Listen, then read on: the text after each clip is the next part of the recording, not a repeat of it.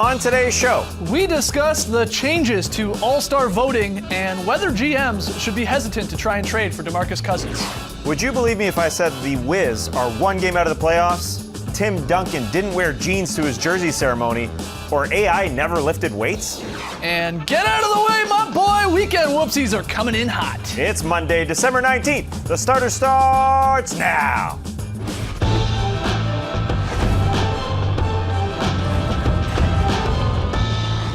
Good evening, sweet world, and welcome to The Starters. Whether you're listening to the podcast, joining us live right now on NBA TV, or a little bit later on YouTube, we're happy to have you. I'm J.E. Skeets, and alongside me, as always, that's Tass Mellis. Who's working today? We are.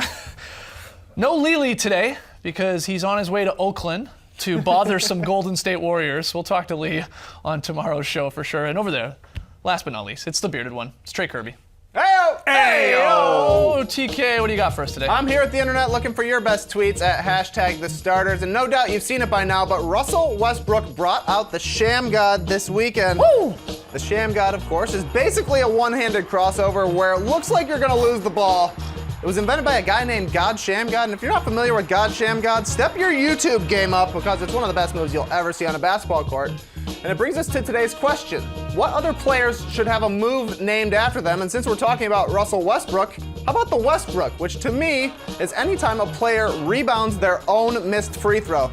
Doesn't happen very often. You gotta be super athletic and super crazy to grab your own. So that's why Westbrook is the best at it. He even tipped in one of his own missed free throws last year. Still unbelievable to see, but we want to hear from you, so let us know on Twitter what other players should have a move named after them. Send us your best ideas to #TheStarters. We'll hear them a little bit later. All right, get those tweets in. We got a fun show tonight. We're going to actually introduce a new segment on the show, and we got a new batch of weekend whoopsies. But let's start with the up-down report. Get on over here, Trey. Here I come. Gonna figure out where the three of us stand on some hot button NBA topics. We ask you to do the same at home. Thumbs up or thumbs down on Twitter. All right, first one, guys. NBA fans are not the only ones who will be voting for the 2017 All-Star starters. For the first time, NBA players and select basketball media members will vote for the Eastern and Western Conference starters. Fans will make up 50% of the vote, while the players and media each account for 25%. Guys, thumbs up or thumbs down on the players and media getting to help decide who our all-star starters are. I say thumbs up. We've been asking for this for a very long time. Every year we sit here and we say, well, fans really screwed up that one. We basically do that every single year. Right. Adam Silver listened. He's given something a whirl. Why not? So we have faith in the players and the media. Can it get worse? Can it get worse? I highly doubt it. I think basically every year there's one guy that the fans probably shouldn't have put in there. And sometimes it's made up for because the coaches make up for it when they vote in the replacements. Right. Mm-hmm. But I have faith, yes, that the players are going to take this seriously. They value this extremely highly when it comes to all-star appearances. And the media, this is their job. I don't think they can mess it up any more than the fans do at this point. And the fans still have some power. And They still have most of the power, right? they still have most of the power. Yeah, and they don't have all of it, but it's enough to make them believe. It's a little wink, wink. You got the power there, fans. Yeah, I agree. There's some incentives tied to this. The Derrick Rose rule says if you have 2 all-star starts to your credit, you can be eligible for a bigger contract. So it's good that there are a few safeguards to the starting component of that rather than just letting fans pick whoever they want. That being said, I don't really think it's going to change a whole bunch because you still got 50% of the vote going to the fans. And I think that the local columnists who are going to vote for their guys for the All-Star game will cancel out from city to city. So it's all going to work out in the long run. I think it's a good move, though. Are we seeing this because of what almost happened last year when we upset the entire country of Georgia when we were calling out Zaza Pachulia maybe getting into the All-Star game? Like, this was a thing that happened last year. He almost started. He finished 4th among the Western front court players when it came to votes. He was 14,000 votes shy of Kawhi Leonard, or Zaza Pachulia would have been starting the All-Star game. Is this sort of what the league is thinking here to maybe sort of balance it out a little bit in case this were to happen again? I can see why people think that, but we've been doing an iteration of the show for 10 years. We say that basically every year. Zaza Pachulia or no Pachulia or no Georgian fans getting angry at us. We say the same thing year in and year out. The fans messed up. Why are they choosing that player? That player shouldn't be in, and it's usually just one player. But I know we're getting extremely dorky about this, and does it really matter who the fans I was want going to in say, it's there? an exhibition game. Does it really matter? I don't think so that much. My biggest worry was, the players have 25% of the vote here. What if they don't vote? Let's say, because it's not mandatory. There's 450 players. Right, Let's say 80 players vote. What if they all vote for themselves too, right? Yeah, exactly. Which vote you're for allowed yourself. to do, and in theory, they're just going to vote for their teammates as well. wouldn't Yeah, they? that would be my worry, is that, let's say, only 50 or 60 vote, or however many it is, and they only vote for their own team, their teammates themselves, then that weighted value goes up because there's only so many of them. That being said, I do have faith that there's an honor system here, number one, and number two, they value these all-star Yeah, they do. appearances so much, they're not just going to say, hey, Seth Curry, you're in. No offense to Seth Curry, geez. but you know what I mean. Yeah. Their 11th or 12th guy or the 13th guy in the roster, they're going to value this. You said Seth Curry, not Steph Curry there, right? Yeah, I think Steph gets in. Okay, I He's just still wanted in, huh? to show. All right, moving on here, guys. The Kings announced yesterday that they are reviewing an incident involving DeMarcus Cousins, who had an angry locker room confrontation with a Sacramento Bee columnist. Cousins was upset that his brother Jaleel was mentioned in a piece questioning the nightlife choices of DeMarcus and his teammates. Now, Bleacher Report's Howard Beck reports that GMs around the league won't trade for Cousins specifically because of incidences like this, and that's the question here in the up-down. Are you up or down on GMs being hesitant to trade for DeMarcus Cousins? This is tough. I'm thumbs down. You guys don't believe it? We've I had do believe GMs it. tell us that they were a little hesitant to ever acquire DeMarcus Yeah. Cousins. You've heard stories that it makes it a hard work environment for everybody involved, and it's not totally unheard of for this to happen with players. Rasheed Wallace, Zach Randolph, Hassan Whiteside are all Exactly. guys who kind of needed to go a little bit further and change places in their career before they actually matured and became the successful players they are. Not all GMs are going to be down on DeMarcus Cousins, but I think it's possible that some are for sure. Yeah, I think so entirely. I used to be down on this. I used to think you can't give up the talent of DeMarcus Cousins. No possible way. I remember sitting here at the 2015 NBA draft. We were talking about the Lakers possibly trading their second pick, which turned out to be D'Angelo Russell, but the number 2 pick for DeMarcus Cousins. I said, and all of us at the desk said, no. There's no way. You can't give up the talent of DeMarcus Cousins. You just can't. And then a former GM came in here the next day and said to us, you guys don't know how it is waking up every morning, being the general manager of a team where you got a guy who might implode. And that's just how it is. But is that and because that of his has environment? escalated. Is that because of this Kings Well, organization? at Because we've some also point. had Sure. Coach K go to bat for DeMarcus Cousins with Team USA, other coaches. Like, he's respected. He really is. And he does an unbelievable job in the community. I think it might just be the Kings organization and, of course, the whole Sacramento Bee angle here, who've been going at him for months, if not years. Maybe he just gets a fresh start somewhere. None of this stuff is happening. It might help, but at some point it's got to be a little bit of the kit, a little bit of the caboodle here. It's got I to get be part and parcel. Cousins hasn't. This isn't a guy who's leading a team to championships at No, this point. that's I do fair. agree. He could Yeah. definitely end up in a Randolph type scenario for sure. 28, 11, and 3. The guy's a talented guy. I love You're getting the numbers, if no anything, doubt. maybe some GMs are like, "Ooh, this is good. I'm glad this stuff is happening. Maybe I can get Cousins for even cheaper if the Trade Kings are value trying to-" down. Yeah, Right. it's possible. All right, final one here, guys. Moving on. Tough break for the Clippers. Today, we have learned that forward Blake Griffin will undergo minor surgery on his right knee tomorrow and is expected to be sidelined until at least January. It's going to be a cleanup surgery to remove loose bodies in the knee, which can be like small fragments of cartilage or bone. Recovery time, about 3 to 6 weeks, they're saying. Are you guys up or down on the Clippers' chances without Blake Griffin for some extended time here? Yeah, I think they'll be entirely fine. I mean, they've been 6-6 over their last 12 games anyways Yeah. with Blake Griffin. I don't see it getting much worse. And last year without him, they were entirely fine. They were 31-16 or some ridiculous. yeah, Yeah, that's right. 31-16 is exactly right. Yeah, since 2013-14, 41-21 without Blake. They've had huge portions of the seasons, the past 3 seasons, where they've missed either Blake or Chris Paul. And they've never really fallen off in either scenario. And then when the guy who was hurt comes back, it seems like they're even better because they've been sitting and watching for 20 games saying, wow, look at what either Chris or in this scenario, Blake will be watching Chris saying, wow, look what he can do. How can I fit in to sort of meld my talents with his even better? Taking 20 games off and seeing what's happening can be great for a player. That said, there's some teams right on their heels, the Clippers, because you said they just struggled over their last 12 or so. You got the Jazz right there, you got the Thunder right there, the Grizzlies. I mean, it's like he could come back and the Clippers could be in the 7th or 8th spot because of those teams coming up behind them. I don't think so. No, I mean, since they've had their turkey, since Thanksgiving here in the U.S., they're 6-6. I don't know what happened to them. They need a wake-up call. And I think this could act as that. It sort of did last year. DeAndre Jordan really stepped up Yeah, that's true. when he went out. Paul I mean, Pierce did as well, though. He plugged in there, and I Yeah. don't think we're going to get that Paul again. at this stage of his career. But, does he go Spates, or does Doc Rivers go Spates, or Brandon Bass, or Or it'd be interesting to see. Allen Yeah, Anderson, yes. perhaps. They go small, possibly with some Austin Rivers. I just think this team is so talented, they can compensate. I feel bad for Blake. He was having an all-star season. Definitely. And I wonder if this, despite some of us getting votes here and the fans out there getting votes, will it affect his chances of making the all-star? You got a vote? I don't get a vote, no. Hey, okay. we'll Absolutely see. We'll be way up if we get votes. We are not a part of that basketball media. Still fans. Up next, we'll introduce a new segment here on the show. Don't go anywhere. Huge fan.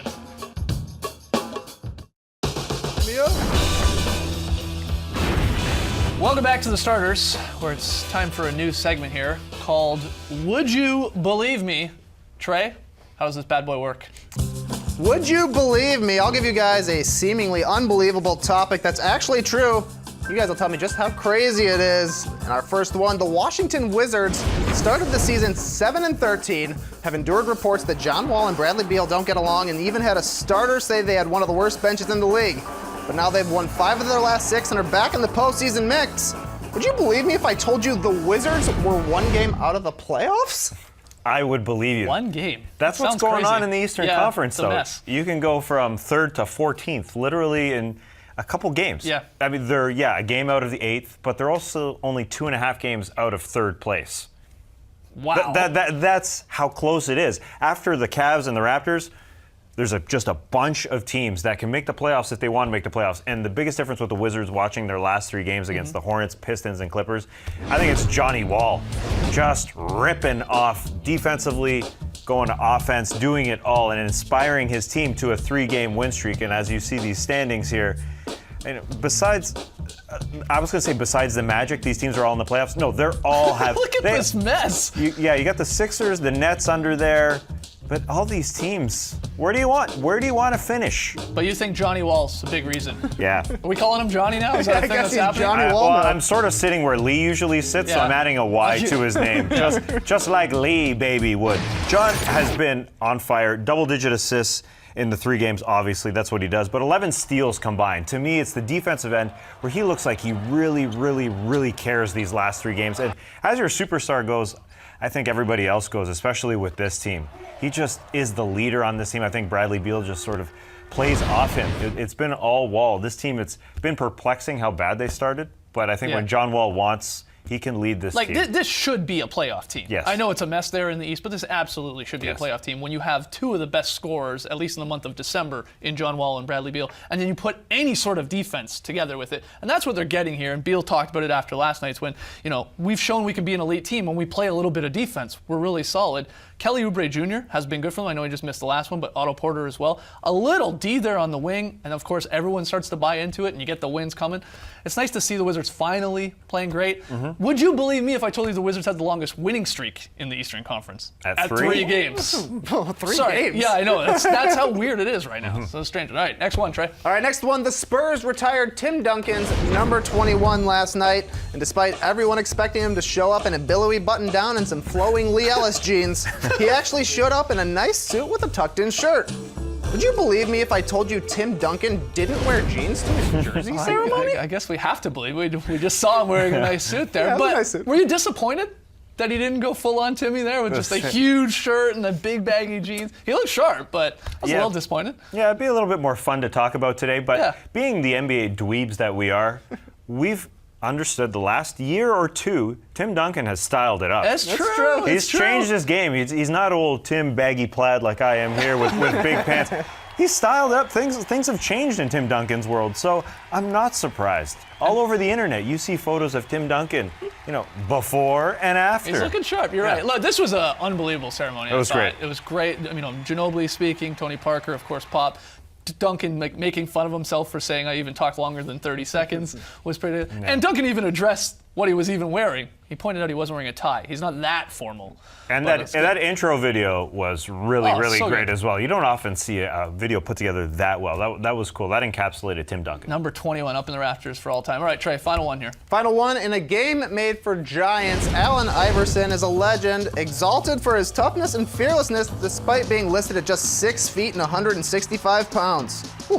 While he could have bulked up, he said he never lifted because, quote, That bleep was too heavy. Would you believe me if I told you Allen Iverson never lifted weights in his entire career? That's crazy, isn't it? That's a That little is nuts. crazy. But he didn't practice, so. Sort of an extension of practice in a Isn't way, it? hitting the weight room. I mean, the weight room's right beside the practice floor. I like knowing that I have something in common with Allen Iverson. Yeah. Me and Iverson never lifted weights, man. You've It's never just- lifted weights? It's too heavy, man. No, I did like in grade 9. I tried eating ice cream for like 3 months to gain weight. Tried to bulk up. There's some people just don't have the makeup, you know? You just can't add weight. I Feel your pain, Iverson. I don't know, but did you see him flex like that? Do you have biceps like Allen No, Iverson? I definitely It's do pretty not. defined. I definitely don't. That's the thing. I mean, he's just such an unbelievable athlete. That's crazy when you say 165. I'm not sure I believe you on that. That is so light. Coming from a super light guy, that's would really, know. really light. What do you for weigh? an NBA player. What are you weighing in at? I'm probably about 145 right now, maybe 150. Yeah, man, I'm bulked up. Yeah, you're bulking up. Bulked That's up. That's Eat right. that ice cream. I ate so much ice cream today, it was crazy. All right, we gotta take a quick break. When we come back, the Raptor stars in a brand new edition of Weekend Whoopsies.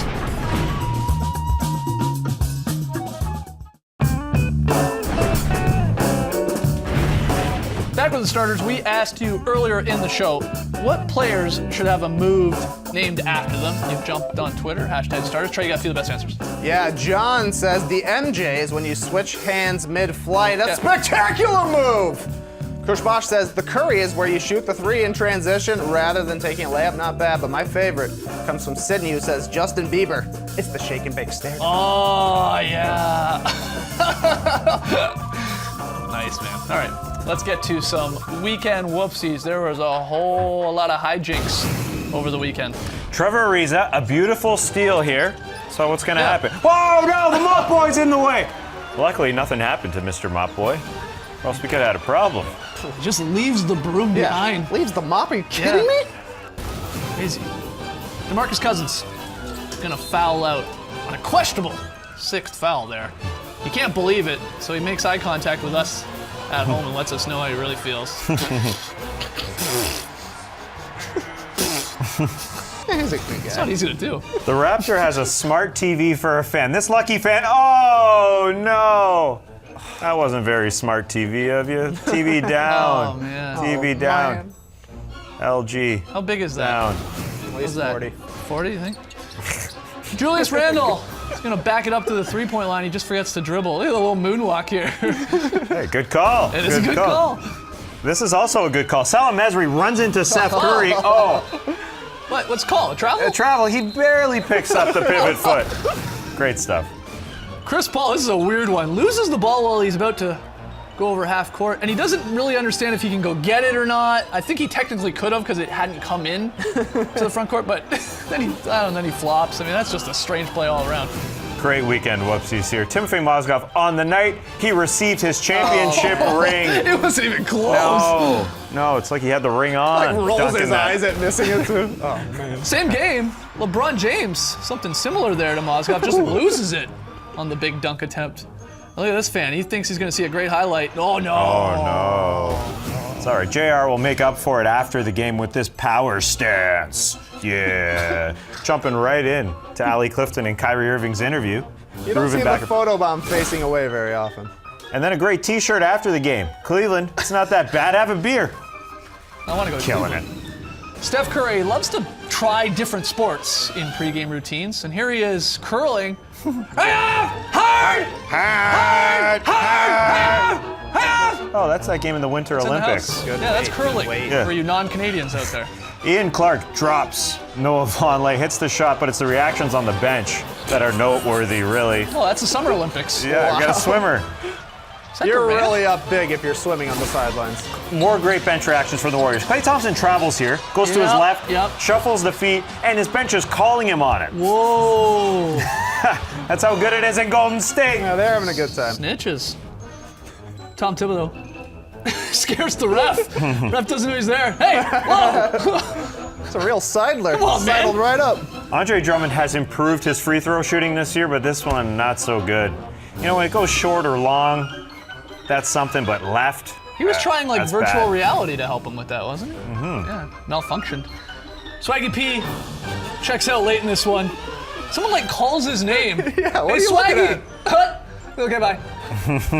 Victor Jefferson the easiest basket of his career there. Sixers rookie forward Ben Simmons looking stylish. What is that, a velvet suit, the chain hanging over the turtleneck?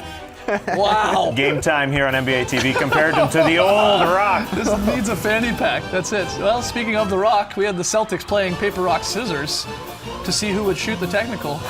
And the foul shot. And looks like Bradley went with The Rock. Crowder goes paper. Crowder wins. Best part, Controversial. he missed the free throw. Oh, wow. Yeah, crazy. One more break when we come back. Trey does his best Lily impersonation. That's right.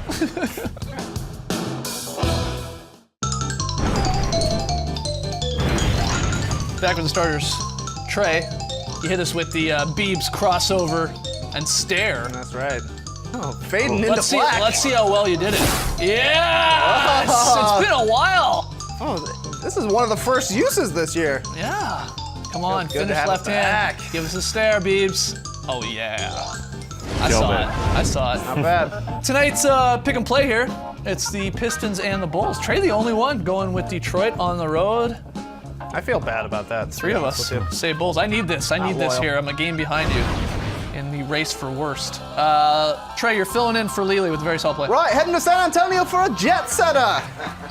That's What? right, it goes from Argentina to the United States, to Australia, up to Argentina for the dunk. And that's what I call a very solid play. Cool. Hey, look, man, you painted me into a corner. You teased it, I had to go with the accent. That's all right. That's all right. Tonight on NBA TV, it's the Suns and the Wolves coverage beginning in about a minute here with the Auto Trader pregame. So stick around for that. Tomorrow, you got to join us at 11 a.m. Eastern on Twitter. It's the Starters Twitter show. We have a blast with this. We'll be talking more about those all-star votes and DeMarcus Cousins, I'm sure. Rudy Gobert says he's the best center in the game. Might get into that. If you got questions, you can join in live. Again, it's on Twitter, 11 a.m. tomorrow. Will be a blast.